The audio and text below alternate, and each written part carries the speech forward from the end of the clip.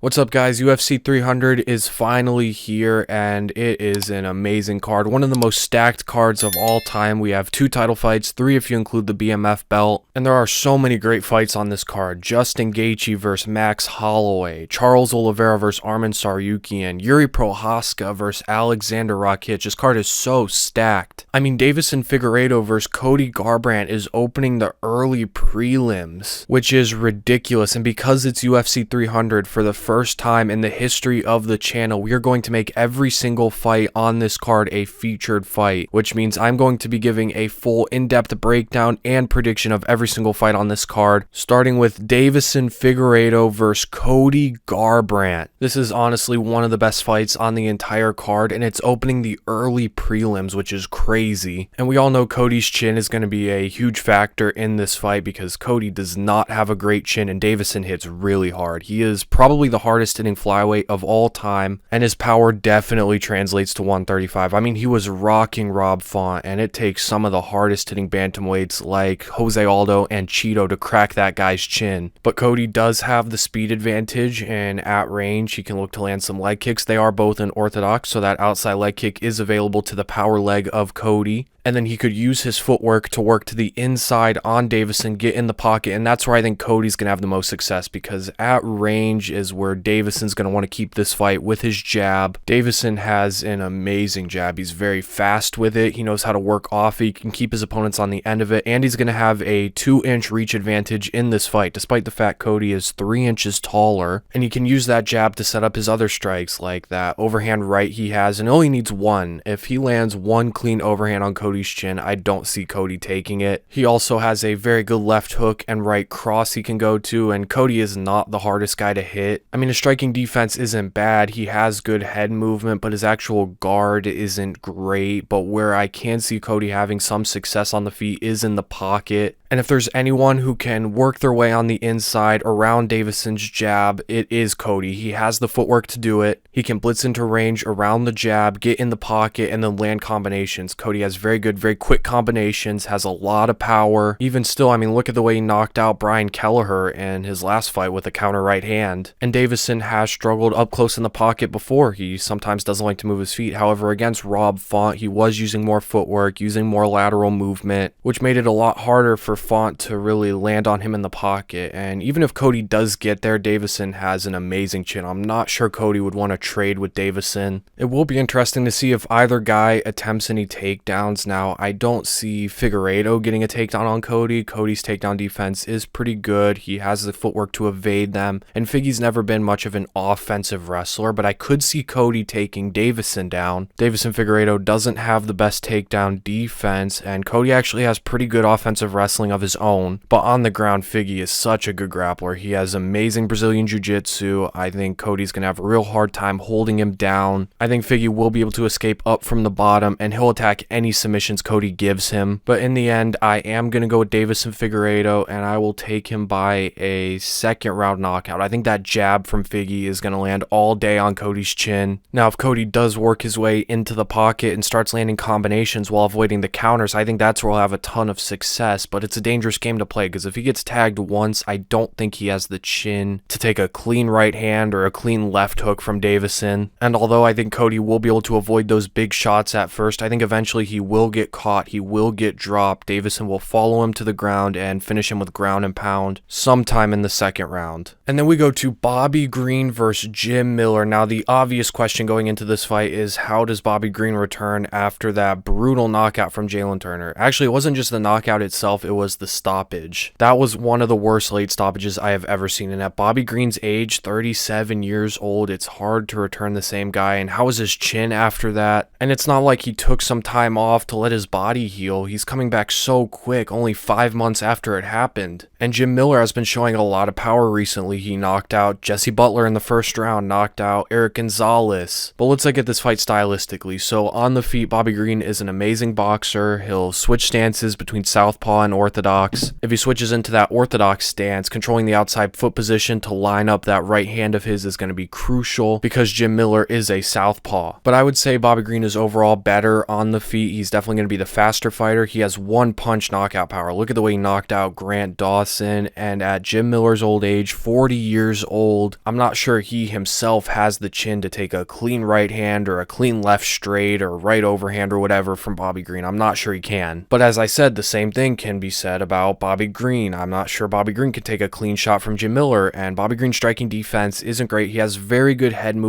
He's very good at slipping punches, but he keeps his hands very low, his chin straight up in the air. He will sometimes go to the Philly shell, and he's one of the only guys I've seen effectively use the Philly shell in MMA. But I would say overall on the feet, Bobby Green should have the advantage. He's the faster fighter. He's the more powerful fighter. He has better footwork, should be able to control that outside foot position when they're in opposite stances. He's going to look to slip Jim Miller's shots and then counter him with punches of his own. We know Miller loves to throw that big overhand left. I could see Bobby avoiding it and then countering it. Now where Jim Miller is going to have his biggest advantage is on the ground with his Brazilian Jiu-Jitsu, but can he get the fight there? Because Bobby Green does have pretty good takedown defense, and he has good grappling of his own, and I just see Jim Miller having a real hard time taking him down. But what he could do is he could drop Bobby Green, follow him to the ground, and then look for submissions there while Bobby Green's still disoriented. And Jim Miller is very quick at taking your back, but in the end, I think I'm going to stick with Bobby Green. I just think stylistically, he has a good style to beat Jim Miller. He should have good enough takedown defense to keep this fight standing, and then on the feet, I think he's just the better striker. He's faster. He has the one-punch knockout power. The jabs, the crosses, I think are all going to be there, and Jim Miller does like to load up on that overhand, and he can't overextend on it, and Bobby Green could counter him while Jim Miller overextends, leaving himself exposed. The only thing that worries me is that Bobby Green keeps his hands very low, relies so heavily on his reflexes and his head movement, and he's coming back so soon from that knockout. At 37 years old, I'm not sure he has the chin to take a clean shot from Jim Miller, but I will stick with Bobby Green, and I will take him by a third-round knockout. And then we go to Jéssica Andrade versus Marina Rodriguez, probably the most underrated fight on the entire card. This is one of the best fights on the entire card. These are two of the most entertaining female fighters on the entire roster. Even when they lose, they have entertaining fights. And this is a tough one to predict. On the feet, it's hard to say who would have the advantage. Jéssica Andrade definitely has the advantage on the ground. Marina Rodriguez isn't great there with her jiu-jitsu, doesn't have great takedown defense. I mean, she gets taken down in almost all of her fights, and if Jéssica Andrade goes that route, I know she doesn't wrestle too much, but that's the area I could see her having a ton of success. She has very good jiu-jitsu on the ground, definitely has the overall grappling advantage over Marina Rodriguez. She has pretty good submissions, a good guillotine that she used a lot early in her UFC career. She can also submit you on the feet like she did against Amanda Lemos with that standing arm triangle, and I think that's the route Jéssica Andrade should take. She'd definitely be able to get her to the ground, and once she got her to the ground, she would have an advantage there. Now, on the feet, it is very competitive. Andrade is very offensive with her striking. She is pretty reckless. She doesn't have a lot of defense, and I could see that 1-2 from Marina Rodriguez landing all day straight on the chin, and Andrade's chin is just shot. I mean, she got knocked out by Yan Xiaonan, who isn't the most powerful striker, but she is still very powerful. She has a good left hook, and with them both being an orthodox, that left hook is open on Marina Rodriguez. But for my final prediction, you know what? I'm going to switch to Jéssica Andrade. I think, although she doesn't have the best chin anymore and she's fairly defenseless, Marina Rodriguez isn't the most powerful striker. And I think if Jéssica Andrade can get on the inside of that reach, because Rodriguez does have a 3-inch reach advantage, I think in the pocket, Andrade is going to have a huge advantage. And if she takes this fight to the ground, she'll have a big advantage there. So I am going to go with Jéssica Andrade, and I will take her by a decision. And then we're going to go to Jalin Turner versus Renato Moicano. Now, Moicano has to take this fight down because on the feet, he's just completely outmatched. Moicano likes to fight long. He likes to use his jab, use his leg kicks. Those are his primary two weapons. He'll throw some right crosses as well. He likes to use his length against his opponents on the feet, but against Jalin Turner, who is 4 inches taller and has a 76-inch reach, he won't be able to do that. And Turner is just overall better on the feet. He's better with his kicks. He's better with his punches. He has a very good jab, a very good right cross. He'll switch stances. He has a good jab and cross out of both stances. He has a lot of power in his hands. Now, he can be fairly defenseless at times with his boxing, but Moicano doesn't really have the power to take advantage of some of the winging shots Jalin Turner will throw. And as good as Turner is with his boxing, he is even better with his kicks, in my opinion. He's very flexible. Pause. What the hell? He'll use head kicks like we saw against Bobby Green and Dan Hooker. He'll use body kicks. He'll use leg kicks. When he's in the orthodox stance, he can look to those outside leg kicks of Moicano, and then he can switch into southpaw and look for the body kicks and the head kicks. And Moicano is 4 inches shorter, as I said, the perfect height for those Jalin Turner head kicks. And he has so much power in his kicks as well. And Moicano doesn't have the best striking defense. He's very hittable. We saw that beating he took from RDA, and I don't trust his chin. I think he has a decent chin, but I don't think it's great. Turner can put you out with one punch, and we saw Fiziev, who I would say has less power than Turner, put Moicano out. So Moicano absolutely has to take this fight to the ground because that's where he's going to have his biggest advantage. He has very good Brazilian Jiu-Jitsu, but can Moicano get this fight down? Because Turner does have pretty good takedown defense. Now, he did get taken down against Gamrot quite a bit, but I would say Gamrot is a better wrestler than Moicano. But Jalin Turner was still able to defend most of the takedowns. As well, Turner has very good Brazilian Jiu-Jitsu of his own. He has a good guard. He has those long legs, helps him get triangles and arm bars. But Moicano definitely does have the Brazilian Jiu-Jitsu advantage, but even if he gets Jalin Turner down, can he submit him? Turner's never been submitted before, has pretty good submission defense, I would say. And we saw in Moicano's last fight against Drew Dober, he didn't really attack many submissions. He kind of just controlled him. But in the end, I am going to go with Jalin Turner. I think he will be able to defend most of the takedowns. He has decent takedown defense, and even if he gets taken down, I don't think Moicano's going to be able to do a lot of damage. And then on the feet, he's just the much better striker. Those outside leg kicks and orthodox,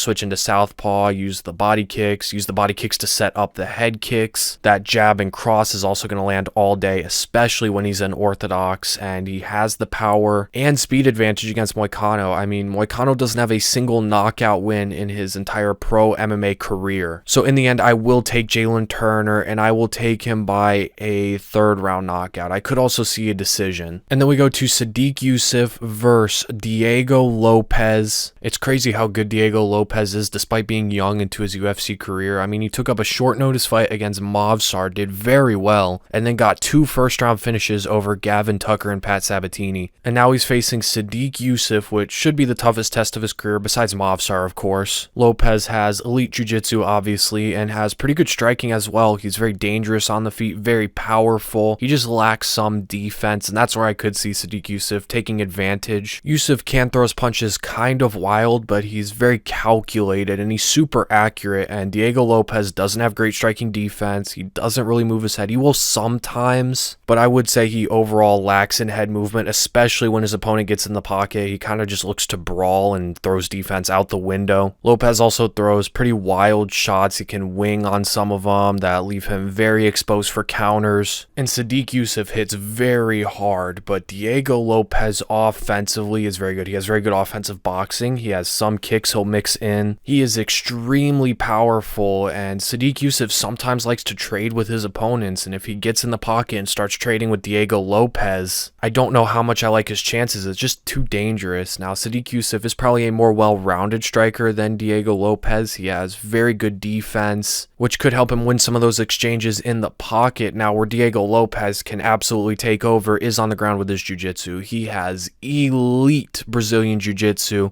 Now, Sodiq Yusuff is no slouch on the ground. He has good jiu-jitsu as well, but he's not at the level of Diego Lopes. But can Lopes take this fight down? Because we don't really know where Diego Lopes' wrestling is at. He hasn't shot a takedown in the UFC, but Sodiq Yusuff doesn't have great takedown defense. We saw him get taken down by Edson Barbosa, Alex Caceres, Andre Fili, all guys who aren't great wrestlers. He also got taken down by Arnold Allen, but that's a little bit more understandable. So I would not be surprised if Diego Lopes is able to take him down. We just don't know where his wrestling is at. But if Diego Lopes can take him down, I think he has the advantage on the ground pretty clearly. He has elite submissions. The way he was rolling for submissions against Movsar, like that Kimura, and he has a lot of submissions he can go to. He has good chokes. He has very good arm bars, likes to roll 4 arm bars. He got an arm triangle in his last, not his last fight, the fight before his last fight. So if he does find a way to get this fight to the ground, whether that's pulling guard, scrambling, getting a takedown, dropping Sodiq Yusuff and following him down there, I think he's going to have a massive advantage. I think he's going to be able to land good ground and pound and just roll for submissions, which leads into my prediction, and I will go with Diego Lopes, and I will take him by a decision. I think Sodiq Yusuff has a good enough chin and is a good enough grappler to survive on the feet and on the ground. I think it will be extremely competitive on the feet. Sodiq Yusuff might get the better of Diego Lopes, but I think on the ground Lopes has a pretty sizable advantage there. We just don't know where his wrestling game is at to actually take the fight to the ground, but because Sodiq Yusuff doesn't have very good takedown defense, I trust it more than enough. And then we go to Kayla Harrison making her UFC debut against Holm. And obviously the biggest question going into this fight is, can Kayla Harrison make 135? And if she can, how does she look at that weight class? Because she's only ever fought at 155 and 150. I think she might have had one fight at 145. She is massive, and we have no clue how she's going to be able to make weight. She said she's done test cuts before and been able to make 135, but it's a little different when you're not in the middle of a training camp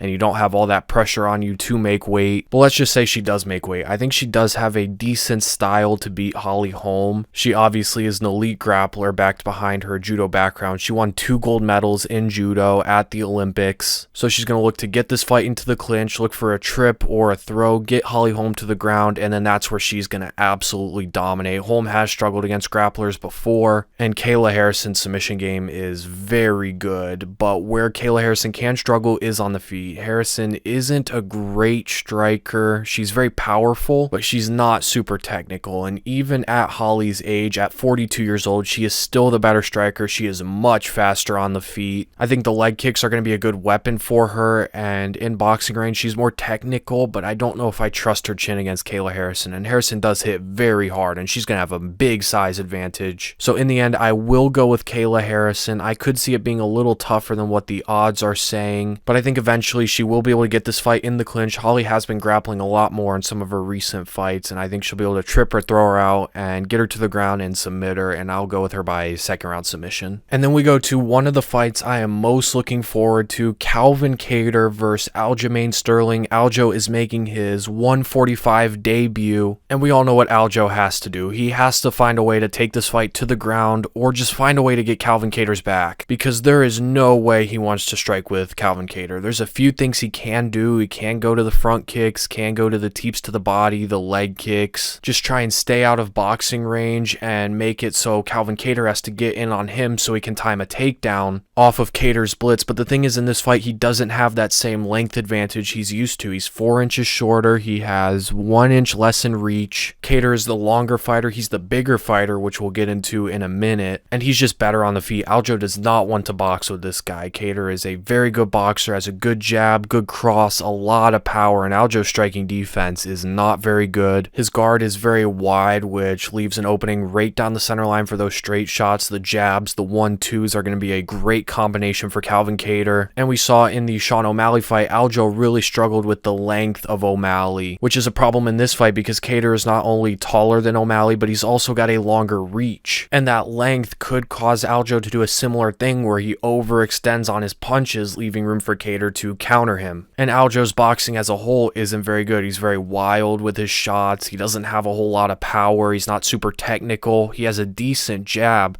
but against Kattar, who has a longer reach and also a better jab, he's not going to out-jab Calvin Kattar. I think Kattar is going to have a pretty easy time landing on Aljo, just moving in and out, good combinations, looking to the body, using the body shots, the left hooks to the body to set up the head shots. Aljo will sometimes switch stances, but if he does switch into that southpaw stance, that really exposes his liver. So Aljo definitely has to find a way to use his grappling, because he is a better grappler than Calvin Kattar for sure. But the thing is, at 145, he doesn't have the same size advantage he did at 135. At 135, it didn't really matter that his wrestling wasn't amazing because he was just so much bigger than his opponents. He was so much bigger than Petr Yan, so much bigger than Henry Cejudo. And a big reason as to why he was able to take these guys down was because of how much bigger he was. Look at the Cejudo fight. The difference in strength was so clear. The way Aljo was just dragging him around. Same thing with Petr Yan. But against Calvin Kattar, he is the smaller guy. As I said, he is 4 inches shorter, has 2 inches less of reach. Kattar is also going to be bigger and stronger than him. He's not going to be able to drag Kattar around the same way he was dragging around Petr Yan. Kattar also has pretty good takedown defense. He was able to defend all the takedowns against Josh Emmett, who's a pretty good wrestler, able to defend all the takedowns against Dan Ige, who's also a good wrestler. His takedown defense even looked really good against Zabit, who is a better wrestler than Aljo and is also bigger than Aljo. So I see Aljo having a really hard time just taking taking Calvin Kattar down with a double leg. The only way I see it really happening is if he times it perfectly as Kattar moves into him. But as we've seen before, Aljo does not need to get this fight to the ground to take your back. Like we saw against Corey Sandhagen, he was able to take Corey's back standing, and he could potentially do a similar thing against Calvin Kattar. But the thing is, Kattar has very good positional defense, and it's very hard to submit him. He's only been submitted once, and that was way back in the day, and he's fought some very good grapplers like Zabit, like Renato Moicano. Now Aljo is a little bit different than these guys. He's very quick to take your back. He is probably one of, if not the best guys in UFC history at taking your back. Look at how quick he got Peter Yan's back. Look at how quick he got Corey Sandhagen's back. They call him the human backpack for a reason, but I see him having a real hard time getting Calvin Kattar's back. I think Kattar will be able to defend the takedowns, will be able to outstrike him. Aljo is at a new division he's never fought at before. He's not used to fighting at this weight. The only thing that worries me is the fact that in Calvin Kattar's last fight, he did suffer that knee injury against Arnold Allen, and that was a year and a half ago. He's had a year and a half layoff while dealing with a knee injury, and we don't know how he'll return. He's 36, getting up there in age. That's the only thing that worries me. But when I look at this fight on paper and don't speculate on how Calvin Kattar returns, if he returns the same guy he was against Josh Emmett, then I think he does beat Aljo. So I will take Calvin Kattar. I will take him by a decision. I think he will be able to defend most, if not all, the takedowns, and then he's just the better striker on the feet. Now, I do think Aljo's chin is good enough to where he doesn't get knocked out, but I do see Kattar outstriking him, and I see him winning a unanimous decision. And then we go to Jiří Procházka versus Aleksandar Rakić, headlining the prelims, which is insane to say. Rakić is making his return after that leg injury he sustained 2 years ago against Jan Blachowicz, which could play a huge factor. We don't know if he's going to be ring rusted. We don't know how he'll return from that leg injury. He is still very young, 32 years old, which is young for the light heavyweight division. On the feet, both of these guys are going to look to approach the fight in a very different way, where Jiří's going to approach it more as a boxer and Rakić is going to approach it with more kicks. Rakić has extremely good leg kicks. We saw him use them very effectively against Anthony Smith, and Jiří is very vulnerable to leg kicks because of the way he stands. He stands with a boxing stance with a lot of weight on that lead leg, which leaves him very susceptible to leg kicks, and we saw Alex Pereira take advantage of this in their fight, use the leg kicks very successfully against him, had Jiří stumbling off his feet. I think the first leg kick Alex landed, or one of the first, knocked Jiří to the ground. And then besides the leg kicks, Rakić has a good one too, and that's about it, which could land on Jiří because Jiří does keep his head very far forward and his hands down at his hips. So I do think that jab cross from Rakić could land on Jiří, but Jiří is overall the better boxer. Rakić has really struggled with the boxing before, and Jiří is very wild, different to what anything Rakić has ever seen before, which could make it very hard for Rakić to figure Jiří out, figure out how to counter him, and defend Jiří's shots coming at him. Like I said, Jiří's going to look to use his boxing in this fight because that's where he's going to have the biggest advantage in boxing range, work around those leg kicks, get on the inside, land good shots, good right crosses. That's his best punch in my opinion. Look for some of those weird uppercuts he likes to throw. I could see those being there as well. And then at range, when he's in orthodox, he's going to get his leg torn apart. But if he switches into southpaw, because he does switch stances very well, that could open up some head and body kicking opportunities for him. Jiří also does have a good front kick he can use, and both guys are extremely powerful. Now Jiří does have a pretty good chin. Now I know he does get rocked in pretty much all of his fights. Got rocked against Dominic Reyes, got rocked against Glover, got knocked out against Alex Pereira, but he still almost always recovers, and that shot Alex landed on him would knock out pretty much anyone. Now where I could see Rakić having a lot of success is with his wrestling. Now I know he doesn't use it too much, but he does have good takedowns, and Jiří's takedown defense isn't great, and he does oftentimes give up his back. Now Rakić is not much of a submission artist, and I would say Jiří does have the overall grappling advantage. I think he will be able to escape up against Rakić. I mean, he was able to get up from the bottom against Glover, who definitely has better control than Rakić does, but I could see Rakić getting this fight to the ground using his size advantage. He is a massive light heavyweight, definitely bigger than Jiří. taking him down and able to hold him down for a certain amount of time, land some good ground and pound shots. But in the end, this fight is so hard to predict. I really want to pick Rakić. I think stylistically he does a lot well that can give Jiří a ton of problems, like the leg kicks, like the 1-2s, and I don't like the way Jiří takes leg kicks. He also has the wrestling he can go to, but that layoff, 2 years with that leg injury, you know what, I'm going to stick with Jiří. I think he'll be able to take advantage in boxing range. I think he'll be able to take advantage of the fact that Rakić hasn't fought in 2 years, and with that leg injury, I don't know if he's going to have the same amount of drive on his takedowns or be able to have the same leverage with his kicks. So I will go with Jiří. I will take him by a decision, but man, am I not confident. Then we go to the main card opener, Bo Nickal taking on Cody Brundage. Let me check the odds real quick. Bo Nickal is a minus 2,100 favorite, and I think if that stands, he will be the largest favorite in UFC history. But honestly, I think Brundage has a better chance than a lot of people are giving him. A lot of people don't know he has a background in wrestling. He wrestled in college, I think Division 2 or Division 3, so not the same level as Bo Nickal, but he does still have some wrestling, decent offensively, not great defensively, and he's not very good on the ground with his grappling, but on the feet, he does have decent striking, might even have better striking than Bo Nickal, but in the end, I gotta go with Bo Nickal. This guy is getting so much better, so quick, his jiu-jitsu's getting better, his boxing's getting better, he's so explosive, so powerful. I think he will be able to get Cody Brundage down. I think this could be more competitive than what people think, but once this fight touches the ground, he is the better grappler, the better wrestler. He's going to have a big advantage there. I think he just could struggle a little bit on the feet, and I'll go with him by a second round submission. Next, we're going to go to my most anticipated fight on the entire card, Charles Oliveira versus Arman Tsarukyan. This fight is going to be crazy. Out of all the fights on the entire card, this is the one I am most looking forward to. On the feet, Charles definitely has the advantage in my opinion. Arman has some stuff he can go to. He is way better with his kicks than his punches in my opinion. His kicks are actually very good. He's very flexible with his kicks. He has good head kicks. He has good body kicks, good leg kicks off of both legs. We saw him knock out Beneil Dariush with a head kick, and actually, in my opinion, his lead leg kicks are better than his back leg kicks, which is going to be big in this fight because both him and Charles fight out of orthodox, which opens up the body kicks and the head kicks to that lead leg. He can also mix in the leg kicks with his back leg, but I would say overall Charles does have the advantage on the feet. Arman is not great with his boxing. He's powerful and explosive, but he's not super technical, and his striking defense isn't great. He does not move his head, and a lot of his punches come pretty wide, which leaves room for him to get countered, leaves him very exposed. He's also the longer fighter, so I think he will be able to keep Arman at range, and when Arman does come in with those wide overhands and hooks, I think Charles will be able to counter it with the 1-2. Charles also hits very hard. That right hand he landed on Justin Gaethje was insane. That left hook he knocked Michael Chandler out was crazy. Charles also has a very good left hook. Charles has legit one-punch knockout power, and Arman doesn't seem to have the best chin. He got hurt against Silva, and if Silva is hurting you, Charles is going to send you into another dimension. He's also going to be the faster fighter here, and he likes to put his opponents on the back foot. He put Justin Gaethje on the back foot, put Michael Chandler on the back foot, and I think he'll do the same to Arman here, which will make Arman's kicks less effective. It's hard to throw kicks moving backwards. Now, Charles doesn't have a great chin. He gets dropped in pretty much every single one of his fights. He got dropped against Michael Chandler, dropped against Justin Gaethje, dropped against Dustin Poirier, and we saw against Islam when he got dropped, Islam had the grappling, had the confidence to follow him to the ground, and while Charles was dazed, Islam was able to get that arm triangle on him. And if Arman does drop Charles, he is one of the only guys who can follow him to the ground. Now, I don't see him submitting him the same way Islam did. Arman isn't much of a submission artist, but Arman could look for the finish by ground and pound. Arman has very good ground and pound. But the thing is, Charles' striking defense has improved a lot. Look at the difference in defense between the Islam fight and the Beneil Dariush fight. It's night and day. His striking defense looked very good against Beneil Dariush. He was using more head movement, which he didn't do before. His head movement still isn't great, and I could see Arman catching him, but it's definitely a lot better, and he does keep his hands up at his head, has a good guard, and I think overall he's just definitely the better striker. He's more dangerous, and and I just see him beating Arman on the feet. Now where Arman could have a ton of success is if he's able to get this fight to the ground, because Arman does have very good top control, and from Charles's guard he can land good ground and pound shots like he did against Yoel Alvarez. But Arman has to be very careful with how he takes this fight down. He has very good takedowns, a very good double leg, that's his best takedown, but if he goes for that double leg out in the open, Charles could grab onto a guillotine like he did against Kevin Lee. And Charles has an amazing guillotine, as are all of his submissions. All of his submissions are great. But to avoid this, what Arman could do is try and get in the clinch and look for a trip like what Islam did against Charles. Because against the cage or in the clinch, the amount of submissions Charles can go to is a lot more limited, and it's a lot safer for Arman. But Arman doesn't get a lot of takedowns from the clinch. And Charles is just honestly better there as well. He fights a lot like a Muay Thai fighter in the clinch. Those knees to the body, like he used against Dustin Poirier, are going to be devastating. He'll use elbows. He'll look for that left hook off the break. But the thing is, Charles doesn't have great takedown defense, so I could see Arman definitely getting him to the ground. It's just dangerous to try. Whereas on the flip side, if Charles attempts to take Arman down, Arman has very good takedown defense. He was able to defend a lot of Islam's takedowns, and Charles, although his wrestling has gotten better, he is not the best wrestler, so he's not going to be able to just shoot a double leg and take Arman to the ground. He's also a lot shorter than Charles, and Islam talked about how much he struggled against the much shorter fighter in Volk and how hard it was to get under him for takedowns, and the same thing could apply here with Charles and Arman. I think Arman's going to be able to control where this fight goes, whether he wants to try and take this fight to the ground, he could initiate the grappling sequences, or whether he wants to defend all the takedowns and keep this fight standing. But the thing is, I don't think either of those are great options. I think he loses on the feet. I think Charles is a better striker, a much more dangerous striker. Arman does have the kicks, but Charles is the much taller fighter. Going to be hard to get head kicks on that guy, and even on the ground, I think Charles is better there. Even if Arman is able to take Charles down, which I think he could, Charles is still very good off his back. He has an elite guard. He's going to be throwing up triangles, arm bars, guillotines off his back, using ground and pound off his back, elbows, hammer fists. He's going to make it so dangerous for Arman to sit in his guard that I don't know how much Arman's going to want to spend time there. Now, he could neutralize this with some of his ground and pound, but I think Charles could even escape from the bottom. It's going to be hard to control Charles. Charles's grappling is obviously elite. He should be able to scramble up and possibly even reverse positions on Arman. Arman is more of a wrestler than anything. He has some good grappling, but he's not going to be able to compete with Charles there. And when they're scrambling, Charles is going to latch on to any submission he can find. If Arman exposes his neck or gives up his back like a lot of wrestlers do, Charles is going to attack it immediately. And that leads into my final prediction. I am definitely going to go with Charles. This is a lot like the BSD Dustin Poirier fight, because Charles is a pretty big underdog the same way Dustin was. I think Arman's minus 250, which I don't agree with at all. I've gone back and watched a lot of both of their fights, and I just don't see it.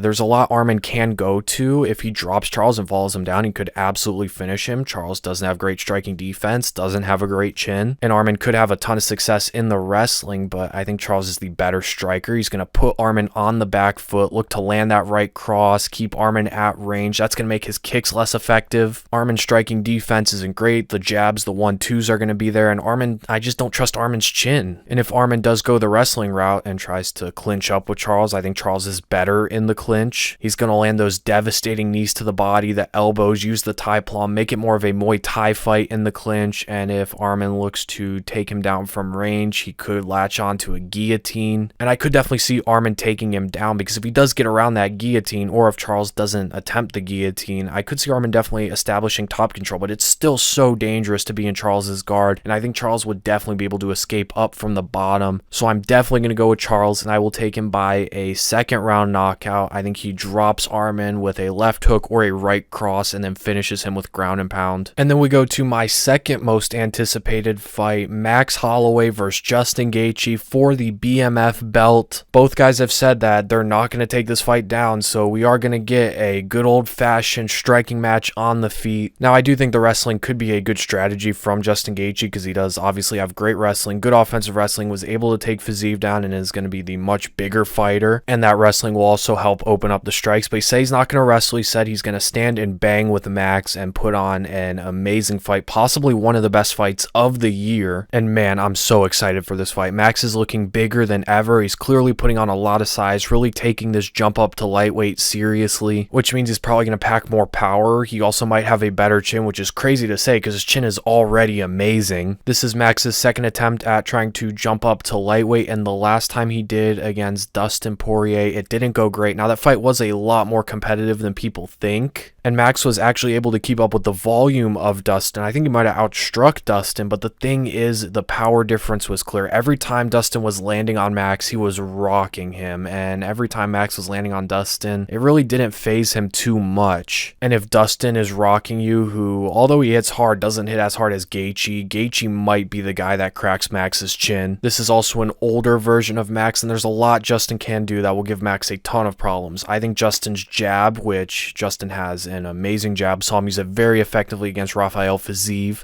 I think that's going to be a huge weapon for him here in this fight. He also has a very good left hook and right overhand, and if you've been watching some of Justin Gaethje's training videos leading up to this fight, some of them are playing in the background, you'll notice he's working a lot on the body shots, and I expect that to be a big part of his game plan in this fight. Use the body shots, mix in the head shots, because Max doesn't have great striking defense. Now, he definitely has some defense, but he relies so heavily on his chin, and against Justin, who is the hardest hitting guy he's ever fought, I'm not sure he wants to do that. And then obviously Justin has the leg kicks he can go to. That is his biggest weapon. We saw in the first Alexander Volkanovski fight, Max really struggled with the leg kicks of Volk. Now, it wasn't necessarily that they were doing a ton of damage, it was just keeping Max out of boxing range, and because of the way Max stands like a boxer with all that weight on his lead leg, he is so susceptible to the leg kicks. And although Volk's leg kicks might be better than Gaethje's technically, actually I don't even know if that's true, but the big difference between them is the fact that Gaethje has a lot more power with his leg kicks. He'll throw them from close range, he'll throw them from distance, he's so good at setting up off of them, and Max doesn't really check leg kicks. But if Max takes up his Muay Thai stance, which he did in the second Volk fight, he will have a much easier time defending the leg kicks, and because Gaethje works off of the leg kicks so well, uses it to set up his boxing, if Max can try and shut off or at least mitigate Gaethje's leg kicks, that will also make Justin's boxing less effective. And Max can absolutely catch Justin. Max has very good boxing, very good jabs, crosses, great combinations, will land some good left hooks. We could see him mix in some high kicks here. I get it, they're both unorthodox, the high kicks aren't really open, but I think Max could mix in some head kicks like he did in the second Alexander Volkanovski fight, especially if he takes up that Muay Thai stance. But as I said, Max has very good boxing. I'm just not sure he has the power to really threaten Gaethje. But Gaethje's striking defense isn't too good. He kind of just holds a high guard and back steps away, and when he does that, Max can start landing on him, look to the body, use the body shots, get Justin to drop his hands, and then go upstairs. That's where I could see Max start to have some success, is when he gets in the pocket, because at range, Justin's going to jab at him and he's going to kick at him, because Justin is the slightly longer fighter. I also think Max should put Gaethje on the back foot. You look, when does Gaethje struggle the most? It's when he's being pushed back, like against Khabib, like against Charles. Uses pressure and volume, try and force Gaethje back, and then when Gaethje looks to cover up, start landing combinations to the body, to the head, and then exit out. But in the end, I am going to go with Justin Gaethje. I think the leg kicks are going to be a big weapon. He's going to use the leg kicks to set up his boxing. His jab is going to be there. That left hook is going to be there. I think Max might outland Justin Gaethje, but just the power difference and the damage difference is going to be very evident. Despite the fact Max is getting bigger, he'll probably have more power than he has before. But I will take Justin Gaethje, and I will take him by... I just don't have it in me to take him by a knockout. I can't predict a knockout until I see Max's chin get cracked, so I'll take him by a decision. But if there's anyone who could crack Max's chin, it is Justin Gaethje. I just need to see it to believe it. And then we go to the co-main event, and the first real title fight on this card, Zhang Weili, one of my favorite female fighters, taking on Yan Xiaonan for the strawweight championship. And to me, this is the easiest fight on the entire card to predict. I think Zhang Weili wins. She's better pretty much everywhere. Yan could have some success on the feet. There's a few things she can go to there. She has some power. She could land a shot on Weili, but I think Weili's the overall better striker, going to be able to use her kicks very effectively. She's going to be able to use her boxing as well, but she could struggle a bit in the boxing range. And then I think Weili will win this mostly through her wrestling and grappling. Her wrestling has gotten so much better. Been training with Henry Cejudo. Her jiu-jitsu is very good. She was able to submit Carla Esparza, and Yan doesn't have great takedown defense, was controlled by Carla Esparza. Not a bad thing, but if you're getting controlled by Carla Esparza, you're probably going to get controlled by Zhang Weili. And she got submitted by Carla pretty early on, if I remember correctly. So I'm going to take Zhang Weili, and I'll take her by a second round submission. Should be fun, though, to see Weili show off her skills. And then we go to our main event. Alex Pereira defends his light heavyweight belt against Jamahal Hill. Jamahal Hill is making his return after that Achilles injury he sustained 9 months ago. Now, I'm not a doctor, but that does seem like a very quick turnaround for an injury that severe. Only 9 months between him sustaining that injury and stepping back into the octagon, and it was even less because he was definitely sparring and training and,